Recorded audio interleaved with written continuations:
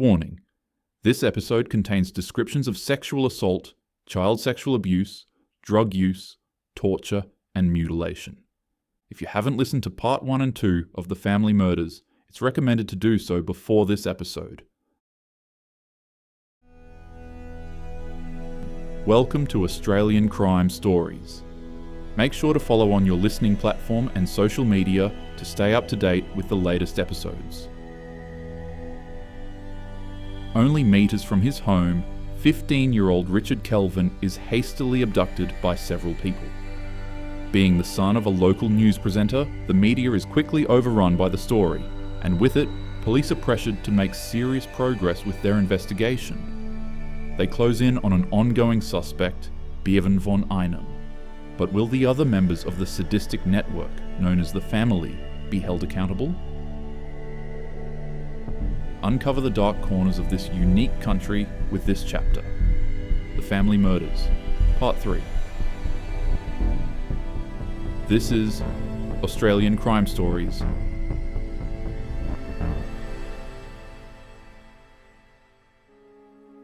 Richard Kelvin was born to Rob and Betty Ann on the 1st December 1967 in Papua New Guinea, spending his early childhood there before the family relocated to South Australia. He was the elder of 2 sons, protective of his younger brother, and deeply attached to his parents. The family home in North Adelaide was comfortable and cheerful, filled with the ordinary rhythms of suburban life. To neighbours and classmates, the Kelvins appeared much like any other family, except that Rob's role as Channel 9 news anchor gained recognition. Richard himself rarely mentioned it. He was not one to trade on his father's public profile. Friends knew him by the nickname Sticks, a playful jab at his long, skinny legs. His slight build didn't stop him from embracing sports. He played AFL, dabbled in baseball, and swam regularly. Richard's best mate was Carl, a boy who, like him, sometimes felt like an outsider at school. Both were teased, sometimes bullied, and this shared experience forged an unbreakable bond. By mid-1983, Richard was 15. He had begun to grow into himself, discovering a mischievous wit and a natural charisma that caught the attention of girls. He had a new girlfriend and spent long hours talking with her on the phone. He was, above all else, a boy in the midst of an ordinary adolescence, sport, family dinners, the first stirrings of romance. Despite his easygoing nature, he was also cautious, shaped by the city's climate of fear. His parents made sure he understood the risks. Never take rides from strangers. Avoid cutting through the parklands at night. Keep to well-lit streets. Richard listened. He walked Carl to the bus stop whenever he visited, preferring not to let his friend make the trip alone.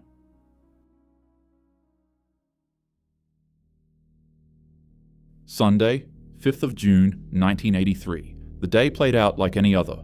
Richard played football and spent time with his father before heading home, where Carl joined him. They kicked the ball around before it came time for Carl to leave. Around 6 p.m, Richard phoned his new girlfriend and made casual plans. Richard promised her he'd ring back in 20 minutes once Carl was safely on the bus. As he left the house, his father called out, "Dinner's nearly ready." Richard responded, "I'll be back in a tick." He slipped outside into the fading light, fooling about with Carl. He had looped the studded leather collar of the family dog, recently passed, around his neck. The loss of the pet had cut him deeply, but tonight, the collar was just a piece of mischief. Carl laughed at him, teasing until Richard yanked it off and wound it loosely around his hand. The boys set off for the bus stop. There were 2 usual options, one on O'Connell Street, the other near the Women's and Children's Hospital. Carl chose the hospital stop, the closer of the 2. Richard grumbled. He disliked the thought of walking back alone through the darkened parklands. When they reached the stop, a small religious group was across the street, singing hymns and handing out pamphlets. As Carl boarded the bus, he leaned out the window to mimic them. "Praise the Lord." Richard laughed and played along. "Hallelujah, brother." The bus rumbled off and Carl was gone. Richard lingered a short while, chatting with another local boy at the stop. Then he jogged off towards home. His girlfriend was waiting on that call, and dinner would soon be on the table. Around 6:15 p.m. Within minutes, the calm of the neighbourhood broke. One woman, clearing up after tea, heard a sharp cry followed by the screech of tyres only a few houses away. An accountant, drifting off to sleep, was startled by a wailing sound, uncanny and desperate. A legal secretary later recalled raised voices, like a heated argument in the street. A football coach heard loud bangs, the slam of a car door. A man bedridden with the flu stirred at the noise. Pleas for help, doors slamming, and the rumble of an engine tearing away before rolling back into uneasy sleep. Each account was slightly different, filtered through the walls and windows of their homes, but they shared one common thread: the sound of a boy in distress, cut off by the departure of a car. Richard never made it home. His parents contacted police that night to report him missing. At first, the assumption is simple. He's a runaway, maybe off with friends, maybe with a girlfriend. Nothing unusual for a teenage boy. Police interest is perfunctory until the detail lands. This isn't just any teenager. This is Rob Kelvin's son. Richard vanished wearing a Channel 9 t-shirt and blue jeans, and suddenly the case becomes a media storm. Detectives begin knocking on doors in North Adelaide, speaking with residents in the streets where Richard was last seen. Not every visit is documented, and not every account is written down. One man, sure he heard something strange that night, calls police twice before a detective finally arrives to hear him out. Then, anonymous phone calls begin harassing Richard's friends and family. They reach the Kelvins' unlisted number. They reach Richard's grandmother. They reach his girlfriend and Carl. No one speaks, just silence at the other end of the line. Each ring of the telephone sharpens the fear that Richard may still be alive, that his captors are taunting the family. How else could they know the numbers? Had Richard been forced to give them up, part of some cruel game? By the third week, the family's public appeals grew more desperate. In one emotional address, Betty Ann pleaded, It was just after 6, on a Sunday night, only 50 metres from our front door. Adelaide should be shocked, frightened, concerned. And if anyone knows anything that could help us, please, for God's sake, help bring him back. We miss him terribly. 6 weeks and a day into the nightmare, they crafted a tribute for Richard, recalling a lullaby Betty Ann had once sung to her blonde-haired boy with the bright blue eyes. Hello, hello, little early bird. What have you seen? What have you heard? Sunday, 24th July 1983, 7 weeks since Richard's abduction. In the Mount Crawford forest between Kersbrook and One Tree Hill, geologist Trevor Holmes was out with his family. They had been fossicking for moss rocks, a weekend ritual, but the search had yielded little. The track they followed, Airstrip Road, ran down the slope of a ridge toward the plains. As they prepared to turn for home, Trevor noticed something. Through the scrub, he saw what looked like a figure curled on its side. The hair was matted and greasy. For an instant, he thought it might be someone alive, injured and in need of help. Are you all right, mate? He called. No answer. He pulled the branches back for a better view. The body was tucked in a fetal position, dressed in blue jeans, Adidas sneakers, and a shirt marked with the Channel 9 logo. Around the neck was a dog collar with metal studs. Holmes recoiled, stepping back. The recognition struck hard. This was the son of Adelaide's newsreader. The call went through to police, and within hours the scene was locked down. A leading entomologist examined the larval stages of flies on Richard's body and concluded that Richard's body had likely been dumped near an airstrip at Kersbrook on the 10th of July, 1983. Forensic pathologist Dr. Ross James performed the autopsy, revealing devastating details. They determined the time of death between 8th and 10th July. This means Richard had been kept alive for more than 5 weeks. As for toxicology testing, there had recently been an update in their database that allowed them to more specifically identify certain drugs. They identified a cocktail of sedatives and hypnotics in his system: Mandrax, Valium, Noctec, and Nembutol. The mixture was unusual, too precise, too sustained to be accidental.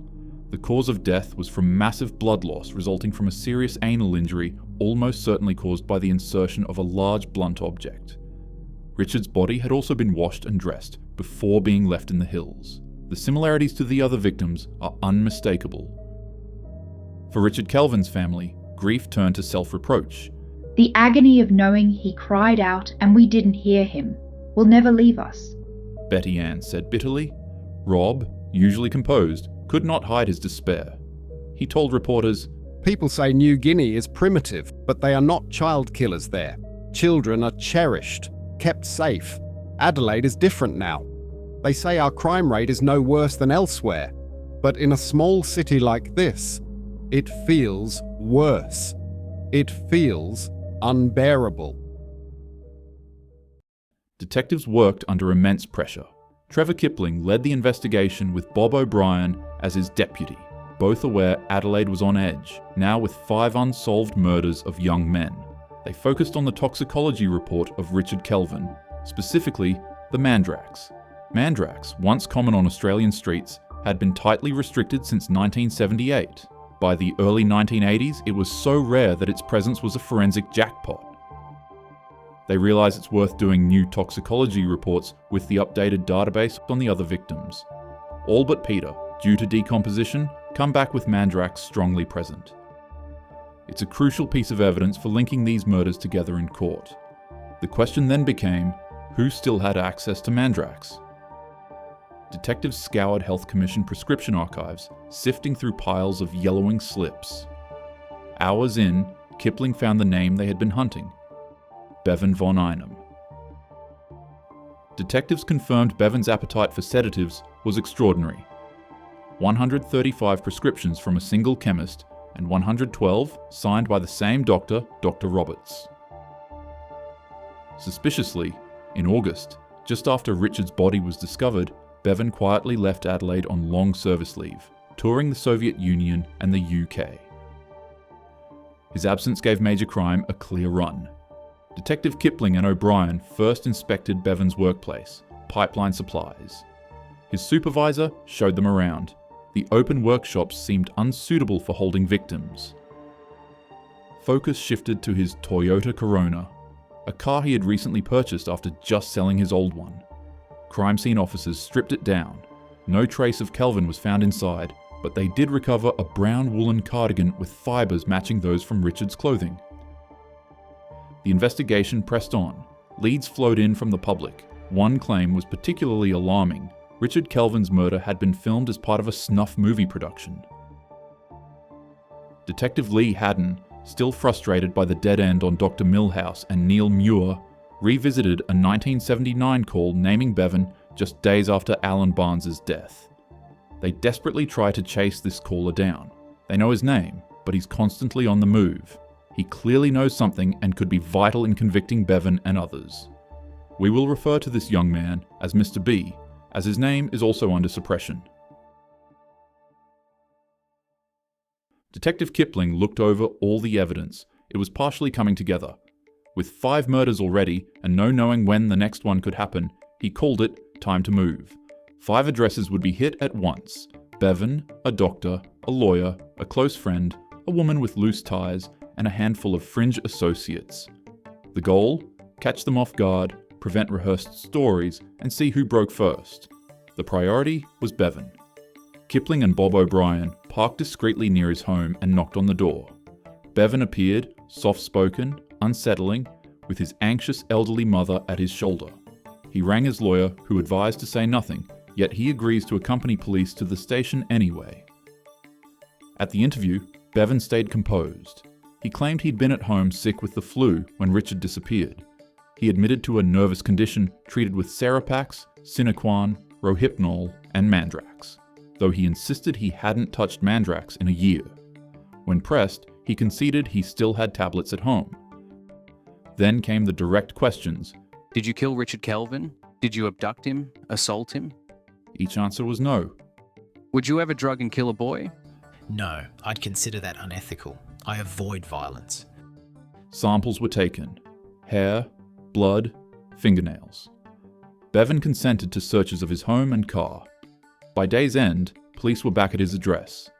Bevan watched silently as officers documented every detail. Surgical masks in the shed, a syringe of oil he claimed was for hinges, even photographs of him in drag.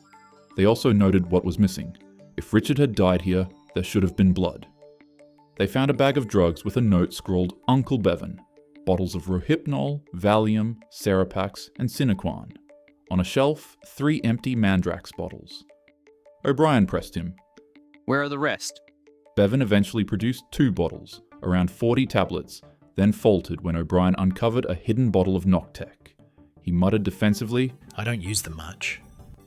Later that night, O'Brien couldn't help but drive past the house again. Another car was in the driveway until early hours of the morning. That car belonged to Mr. R.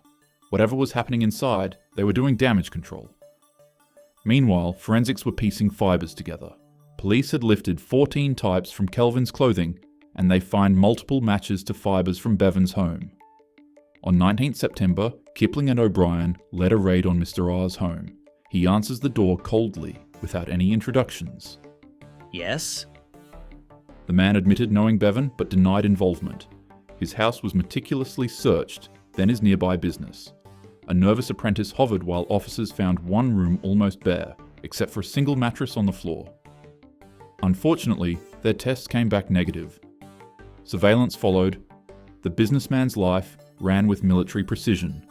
His business opened at 9:30, closed at 12 for lunch, reopened at 1, shut again at 5. Between, he prowled the beats in circles, a predator scanning for the prey. By the 12th of October, forensics collect more samples from Bevan's home. They noted his hair, unnaturally black and heavily dyed. His solicitor once again instructed him to say nothing. They gathered fibres from the lounge, hallway, and bedroom carpets. When police seized his bedspread, Bevan bristled. Is this really necessary? The noose was tightening.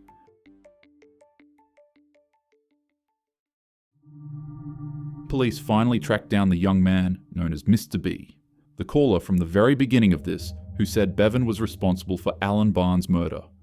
He was born in 1956, emigrating to Australia with his family about 10 years later. He had trained as a nurse, but drifted aimlessly from job to job, never settling. Trouble seemed to follow. Minor charges for hemp possession, an assault, a theft.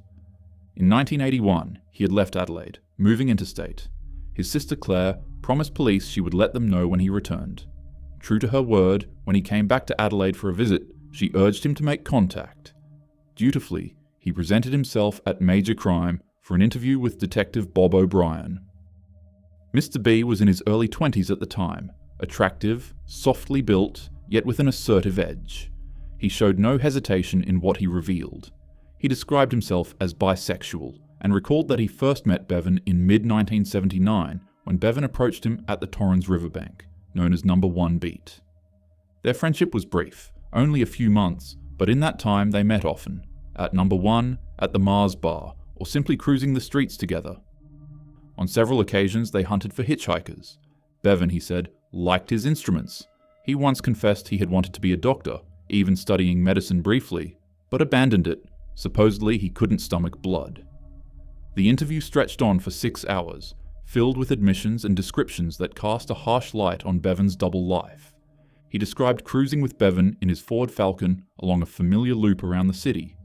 The details were chilling in their ordinariness, picking up 2 hitchhikers, offering them drinks from an esky hidden beneath clothes in the back seat. They drank eagerly, but the alcohol was laced, and soon they slurred and staggered, barely able to speak. When they could drink no more, Bevan offered them something stronger, small tablets he claimed were stimulants. He pressed them to take 10 each. In truth, they were Rohypnol, street name Rollies. 10 times stronger than Valium, used as a pre-medication for surgery and devastatingly effective when mixed with alcohol. A perfect weapon, rapid sedation, memory wiped, complete vulnerability. Mr. B described what happened next.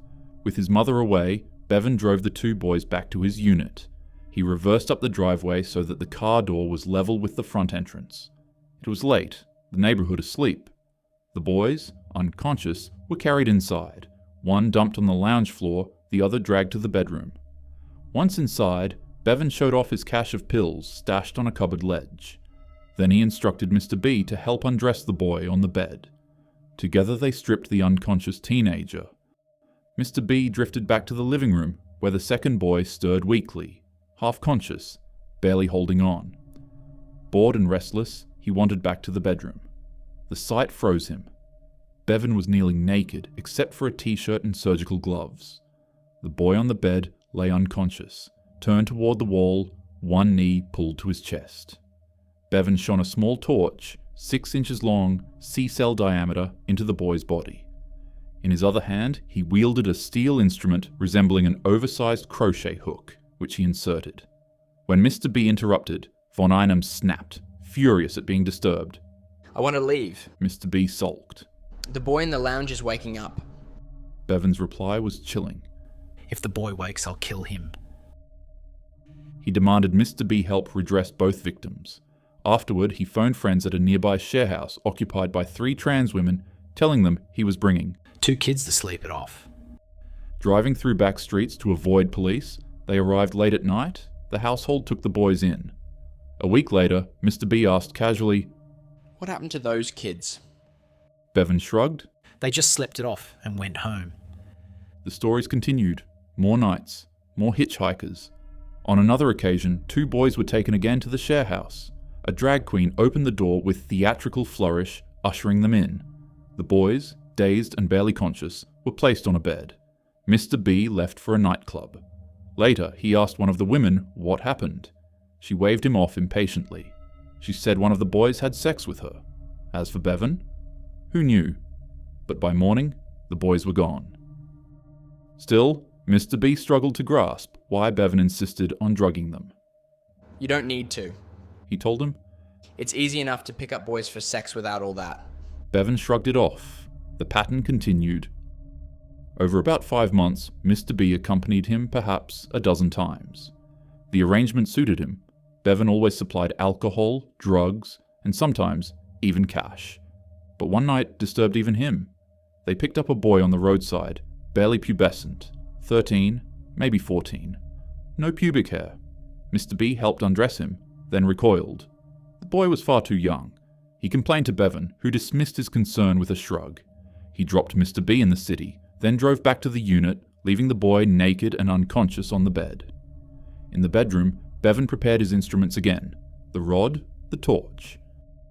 The accounts were grotesque, deeply unsettling, told with flat detachment. 2 days later, Mr. B accompanied detectives, retracing the haunts he had described. Each location matched up. Piece by piece, the picture was forming.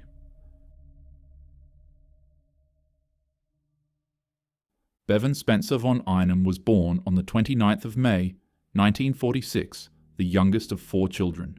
His father, Bernhard, was stern and domineering. His mother, Thora, was warm and gentle, and Bevan became her favorite. The family lived in Thebarton, near the Suffolk Brewery. Bevan grew up spinning stories about their home and his supposed aristocratic German heritage. He loved to boast about facts never proven. At Thebarton High, he was an average student, competent at metalwork, but weak in English and maths. His close friend Paul remembered him as a boy, eager for attention, hiding family tensions behind humour and exaggeration. At 13, Bevan's father was diagnosed with bowel cancer and underwent one of South Australia's first colostomy operations. Bevan showed a morbid fascination with the procedure, sharing graphic details with schoolmates.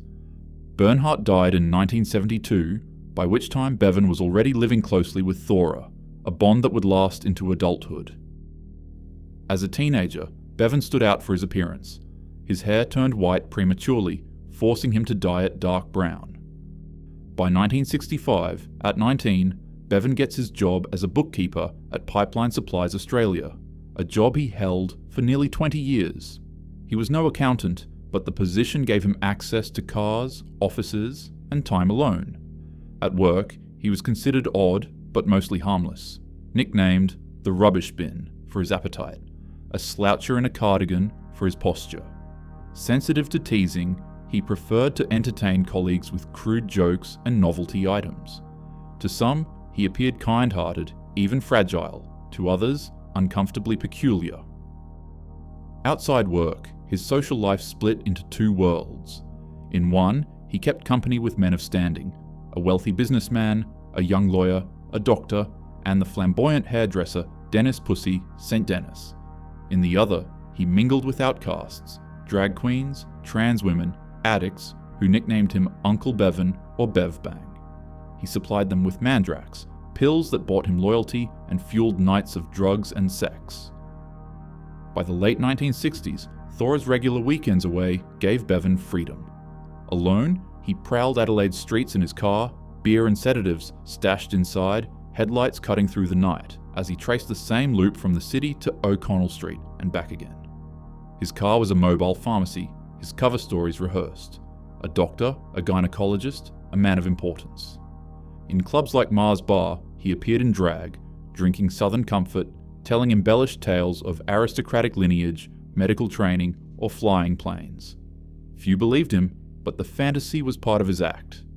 One friend, however, recoiled after he boasted of drugging and assaulting a boy they had picked up, an admission that revealed the predator beneath the mask.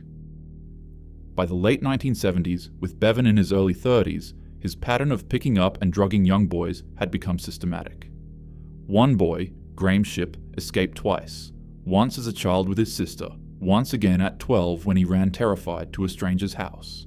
For all his ordinary surface, the dutiful son, the bookkeeper, the harmless eccentric, Bevan spent his nights circling Adelaide, inventing identities, distributing drugs, and hunting. In his imagination, he was always someone greater than he was, a doctor, a man of prestige, a figure of power. But behind the facades, he remained what he truly was, a predator hiding in plain sight.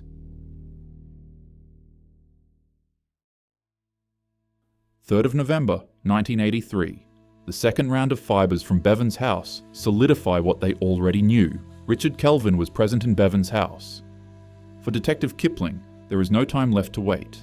With this and Mr. B's confession only days before, they have enough to lay a charge. Kipling and O'Brien take position near Bevan's Paradise home, their car parked discreetly a few houses back. Kipling knocks on the door. Silence. O'Brien circles to the rear just as Bevan's Toyota rolls into the driveway, his mother Thora in the passenger seat. True to habit, Bevan parks with careful precision, lining the car perfectly with the front door. Kipling steps forward as he gets out, identifies himself, and delivers the words flatly.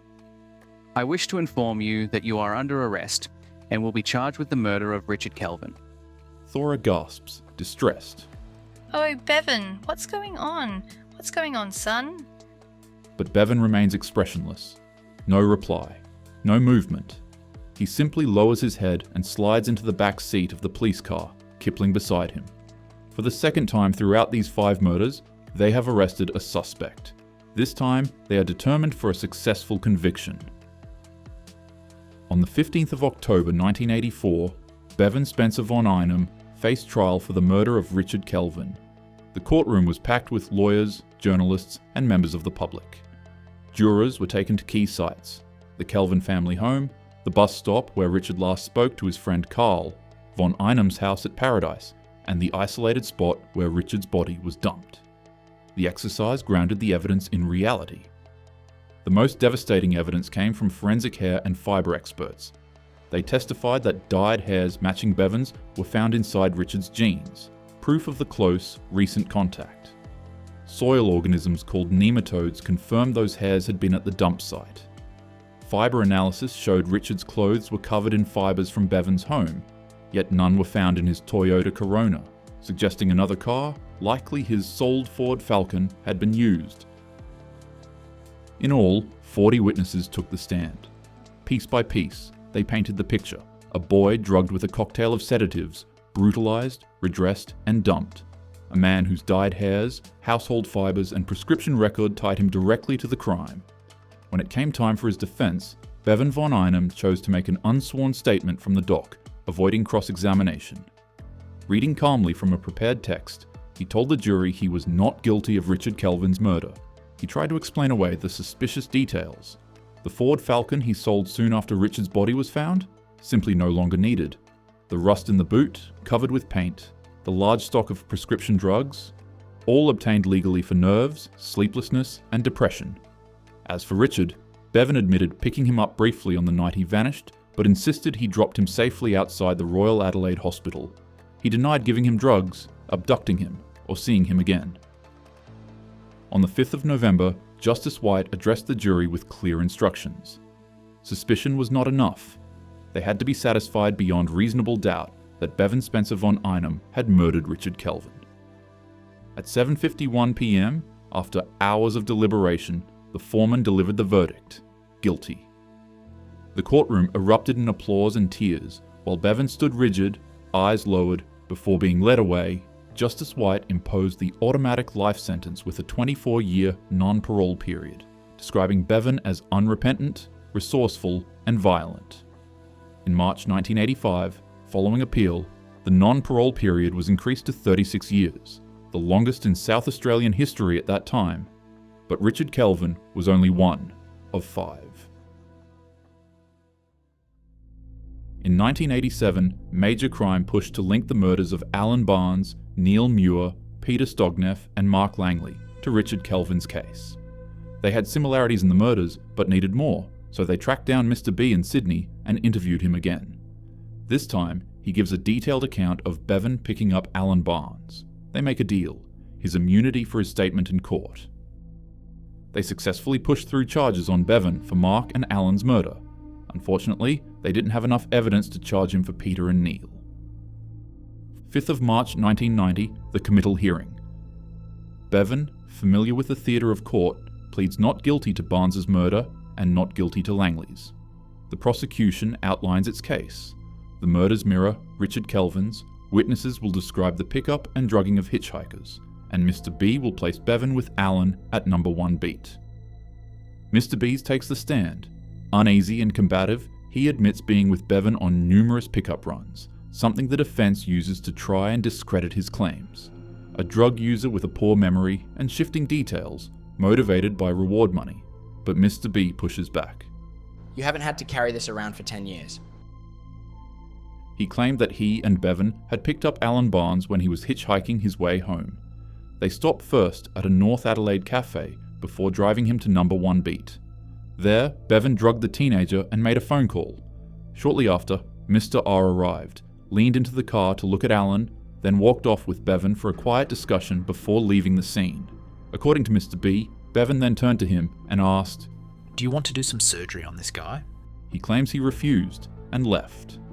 Days later, when he saw Bevan again in the city, he was told that Alan had died and that the Mr. R was very concerned. Mr. B had told Detective Kappa that on the night of Alan's abduction, Bevan had said they planned to film what happened and then dump his body in the hills. When asked why he had stayed silent for so long, Mr. B said he had been trying to protect his family and himself. Mr. B recounted that the morning after the Barnes incident, he went to his sister's house and told her he believed someone had been killed. Now in court, as he told his recounting, he repeatedly sought to consult privately with his solicitor, halting proceedings and irritating the lawyers. He expressed disdain for some of the investigators. Detective Kepper, he said, smirked at him and left him feeling disbelieved. O'Brien laughed when he mentioned talk of boys being filmed. Only McFarlane, he admitted, treated him with respect. Still, he conceded that he had withheld details from McFarlane about Barnes and about the video, even after he'd been granted immunity on his lawyer's advice. Nervous on the stand, he explained, One person has been arrested, but there are still others out there. Mr. B's sister, Claire, took the stand and confirms what he wasn't. She recounted her brother arriving at her home in June 1979, restless and agitated, claiming he had just seen a murder. She admitted she hadn't believed him at the time. Her brother was a notorious liar. Curious, she had asked how the killing happened. He told her They shoved something up his ass and he bled to death. Claire pressed him further, asking what he had been doing while this took place. I just stood on the bridge and watched. He replied. He gave no name, no details of the victim. It was only a year later, she said, that he told her the person he had seen murdered was Alan Barnes. A different witness is called to the stand. 34 years old, campy, over the top, and wearing a black dress. She is flustered and jittery, admitting to larceny, sex work-related offences, and her role in helping to seduce hitchhikers into Bevan's car in exchange for mandrax. She outlines the regular practice of Bevan bringing boys over to their share house. She says her flatmate would take the slops. She recalls walking into a bedroom once and seeing Bevan performing a sex act with a teenager who appeared to be unconscious. Other witnesses appear one by one to share their tawdry tales of Bevan's obsession with picking up hitchhikers and their reward of drugs for participating in the ruse. One witness declares Bevan once confided to her that he preferred boys older than 13 years old and sometimes used force to have sex with them. When she asked what he meant by force, he responded, "It's better, you don't know." Another witness recalled returning home to their share house and a naked Bevan answering the door at 2:30 a.m. He had disappeared by morning, leaving a boy there. "We had to get this young bloke out of the bedroom, drag him down the hall and into the kitchen to get him conscious. He was just totally gone." They spent the day trying to rouse him and eventually sent him home in a taxi. And now, the person who picked up the slops, Louis Turter. He's a tall drag queen with a lugubrious air and recounts taking 2 days to wake a boy Bevan had brought home. "We just couldn't wake him. And that's when I drew the line and said, I don't want you bringing people to our home anymore. I went right off. I told Bevan that the guy could have died in our home." Bevan had just fluttered his wrist dismissively, using his favourite expression. "Oh, don't be ugh. Don't be so ugh. I wouldn't hurt anybody." The victims too take the stand, sheepishly admitting to accepting pills offered by Bevan and anticipating a party and sex. Instead, they see explosions of colours, the room moving in and out, and feeling nauseous before blacking out and waking up sore with a stranger next to them in bed. On 11th May 1990, after 8 weeks of hearings, more than 2,000 transcript pages and 60 witnesses, he orders Bevan to face trial for the murders of Alan Barnes and Mark Langley. Bevan's response is subdued, a simple 4 words: "I am not guilty." In June 1990, the Queen versus Bevan Spencer von Einem begins before Justice Kevin Duggan. The trial quickly becomes a battle over admissibility. Prosecutors argue for evidence of Bevan's pattern of luring hitchhikers with promises of parties, drugs, and alcohol, then drugging and abusing them. The defense counters that rape does not imply murder, and such evidence is irrelevant. But the law proved unforgiving.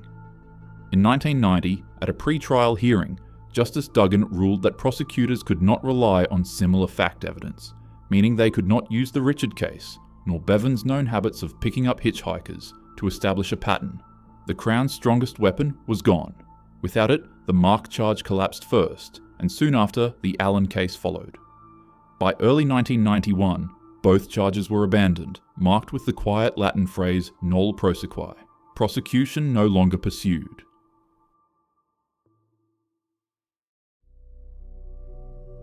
Between 1979 and 1983, 5 teenage boys and young men were the victims of sadistic murder by a pedophile community known as the Family. Police never accepted that Bevan acted alone. Detectives believed others were involved in Richard's abduction and saw the same signature across the unsolved murders of Alan, Neil, Peter, and Mark. Yet without new, admissible evidence, no further charges have come.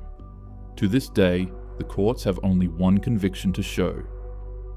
Bevan von Einem settled into the monotony of prison life quite comfortably. There have been reports that his predatory behaviour has even continued inside. He has recently been caught with child pornography, and a young inmate who was made to bunk with Bevan reported that he was being raped by him. The inmate also claimed that Bevan is given many privileges in prison. In 2008, police reopened the family murders files, doubling the reward and, for the first time, publicly naming 3 long-suspected accomplices: businessman Mr. R, male prostitute Mr. B, and Dr. Woodards. All were compelled to provide DNA alongside Bevan.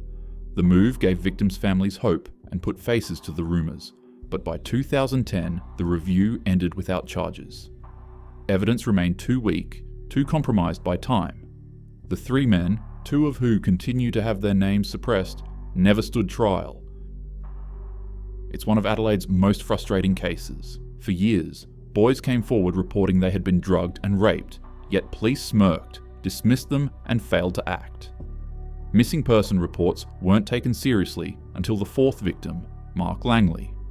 Even strong leads were neglected. Most glaringly, Mr. B phoned police the moment Alan Barnes' body was discovered, yet officers waited 4 years to follow up. One can't help but ask, if investigators had acted with urgency, how many young boys might have been spared? The exploitation of drug users added a cruel dimension. When Mandrax was pulled from the shelves and no support was offered, vulnerable street kids were left exposed. Predators seized on their desperation, manipulating their addictions for control. And concerning question remains, how many victims were there really? The group undoubtedly drugged and raped hundreds, but did they kill only 5? Records of missing boys from South Australia in those years are scarce, mainly due to official focus at the time being on missing girls. The most disturbing element is the veil of secrecy. Key suspects remain protected by suppression orders, and none have faced charges for the sexual abuse that so many survivors described in detail. The Crown insists the murder evidence is too weak, but what of the assaults, the druggings, the countless witness statements? Why are these men still shielded, and by whom? There are mountains of testimony pointing to a hidden community that drugged, raped, filmed, and in some cases murdered young boys. Yet to this day, only one man has ever been convicted, and only one murder officially solved. Businessmen, lawyers, doctors, drag queens, street kids, and transsexuals. Yellow prescription papers, jars of drugs and antique jewelry. Hardcore pornography production, pedophilia, sex trafficking, and snuff films. Haven't connected all the dots? An unearthed episode on the family murders follows next week, where we untangle this web of connections and clues. Discover more witness testimonies and evidence, including a diary that later surfaced from a boy within the circle. Listen to the different theories of what really happened to these boys and how the family operated. The Family Murders Unearthed, coming next week. Thanks for listening to The Family Murders. Follow on your listening platform to be notified of weekly episodes.